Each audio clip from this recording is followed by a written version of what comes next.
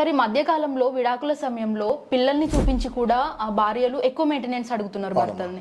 So దీన్ని ఎలా పరిగణించాలి సార్? నిజంగా చాలా మంచి టాపిక్ తీశారు మీరు. ఎందుకంటే మెయింటెనెన్స్ అన్నది చాలా పెద్ద అదొక పద్మవ్యూహం లాగా అయిపోయింది సమస్య హస్బెండ్స్ కి.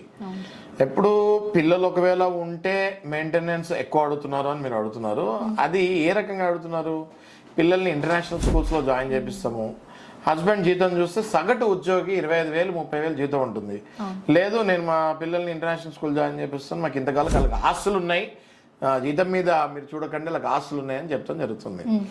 నేనేం చెప్తున్నానంటే హస్బెండ్స్కి, నిజంగానే మీకు కనుక అదర్ సోర్స్ ఆఫ్ ఇన్కమ్ అవి ఎక్కువ ఉంటే ఇస్తాం, తప్పులేదు. కానీ మీకు నిజంగానే 20-25,000 మీ జీతం ఉండి మెయింటెనెన్స్ మీ భార్య శృతి మించి అడుగుతుంది అన్నప్పుడు తప్పకుండా మీరు ఒక మంచి అడ్వకేట్ని అప్రోచ్ అవుతే మీ అసెట్స్ అండ్ లయబిలిటీస్, అంటే మీకు ఆస్తులు ఎంత అప్పులు ఎంత ఉన్నాయి, అదొకటి సబ్మిట్ చేసి మేము ఇంతకంటే ఎక్కువ ఇవ్వలేము, మా ఆస్తులు ఇవి, మా అంతస్తు ఇది, మా స్టేటస్ ఇది, నా ఇన్కమ్ ఇది క్లియర్గా జడ్జి గారికి చెప్తే తప్పకుండా జడ్జి గారు దాన్ని పండగిస్తారు.